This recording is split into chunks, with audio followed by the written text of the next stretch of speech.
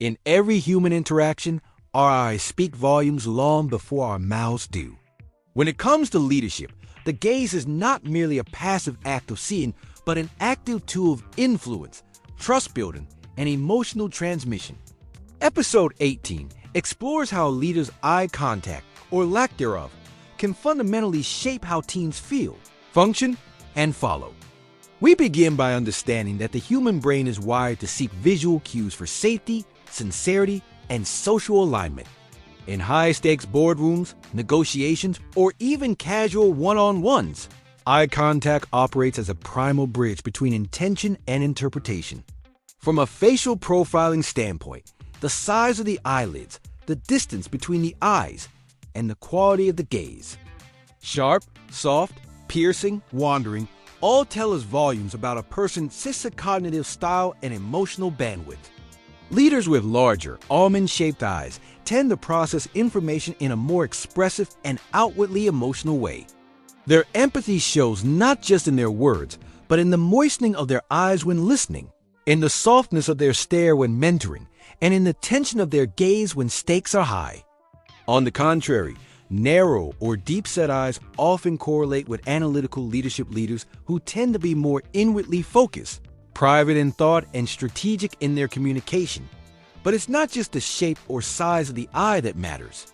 The speed of blinking, the intensity of gaze, and the way someone holds eye contact in conversation all offer real-time feedback on presence, confidence, and psychological safety. A leader who maintains steady but relaxed eye contact cultivates openness and trust, signaling that they are both confident and attuned. On the other hand, rapid blinking or darting eye movements might indicate discomfort, deceit, or internal dissonance. It's fascinating how our gaze reflects our neurochemistry, particularly the interplay of dopamine and oxytocin during social engagement. Facial profiling allows us to assess not only these signals in others, but also train ourselves to manage our gaze in leadership contexts. Leadership coaching sessions often include mirror feedback, where leaders are shown how their eyes move when they speak, how long they hold eye contact when listening, and how their expressions shift based on topic or pressure. This training helps align internal intention with external expression. For example, a CEO might intend to inspire trust during a difficult announcement, but if their gaze is avoidant or robotic, it may unintentionally generate fear or detachment. Through feedback and awareness, we can calibrate our eye behavior to match our desired influence. There's a cultural layer too. In some cultures, prolonged eye contact is considered assertive or even aggressive, while in others, avoiding eye contact is seen as evasive or disrespectful. A wise leader must not only understand their personal gaze patterns, but also adapt them to multicultural environments. A truly emotionally intelligent leader reads the room not just with their ears, but with their eyes. They know when to lock eyes to drive a point home, and when to soften the gaze to encourage vulnerability. They use their eyes like a sculptor uses tools gently shaping the emotional landscape of the room.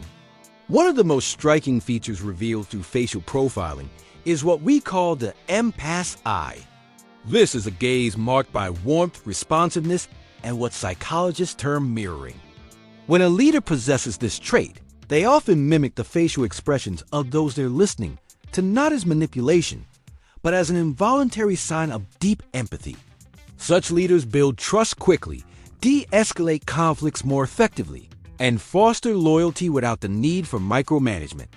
In contrast, leaders with a neutral eye expression, more still, controlled, and unreadable, may excel in logic-driven industries, but can come across as emotionally detached.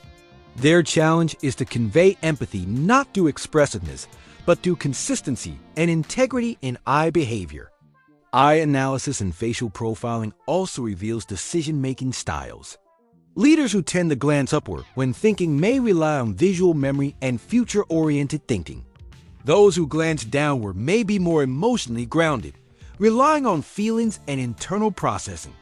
Those who maintain unbroken eye contact while delivering hard truths often demonstrate high emotional resilience and conviction.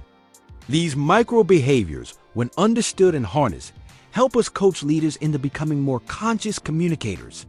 Let us not forget the eyes of the team. When employees avoid eye contact in meetings, it often signals disengagement, fear, or lack of psychological safety. A leader attuned to this can intervene gently, asking open questions, validating unspoken concerns, or even shifting the room layout to reduce hierarchical pressure. When a team member lights up with eye contact, shows curiosity with raised brows, or softens their gaze in gratitude, those are golden moments of human connection that leadership must never overlook. Eye contact is not just a diagnostic tool, it's a relational currency. At the neurological level, mirror neurons fire when we observe eye behavior, creating a synchronized emotional field. That is why a charismatic leader can lift a room with a single glance or calm a tense situation with a grounded gaze. The more consistent and congruent the eye behavior is with the spoken message, the more trust is built. Discrepancy between the two, on the other hand, creates cognitive dissonance, and people start questioning the leader's authenticity. Leaders must practice not just what they say, but how they look when they say it. Training your gaze is possible. Practices like meditation, video playback of speeches, or even role play with feedback can significantly enhance your eye contact game. Learning to soften your gaze when mentoring, to intensify it when persuading, or to widen it when brainstorming shows emotional agility.